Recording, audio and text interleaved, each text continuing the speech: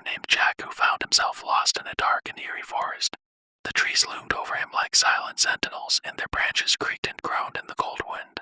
Jack had been walking for hours, hoping to find his way out, but every path seemed to lead him deeper into the forest.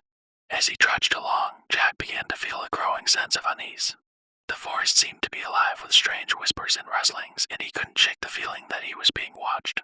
The hairs on the back of his neck stood on end, and he quickened his pace, hoping to put as much distance between himself and whatever was lurking in the shadows.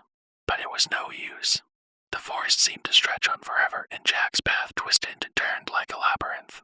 As he stumbled through the underbrush, he saw flickers of movement out of the corner of his eye, shapes that slung behind trees and disappeared into the darkness.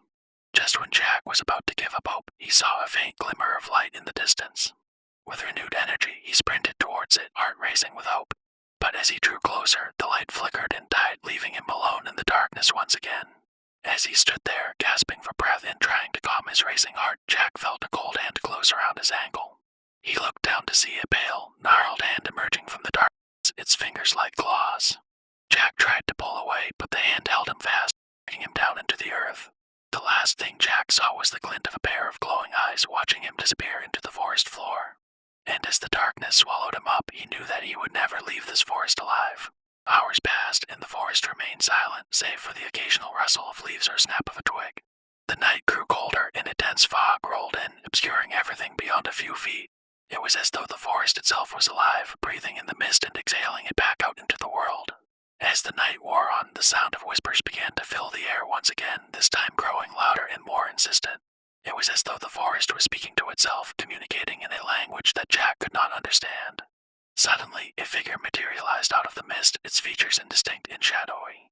It moved closer to Jack, and he could see that it was a woman, dressed in tattered robes and holding a lantern. Her face was shrouded in darkness, and her eyes seemed to glow with an otherworldly light.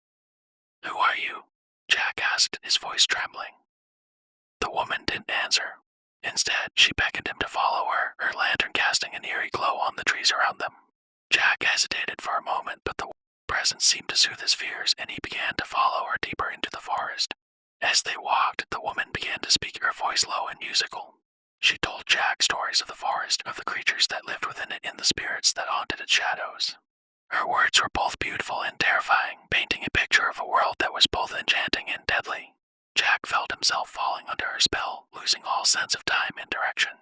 The forest seemed to wrap around him like a cocoon, and he found himself wanting to stay there forever.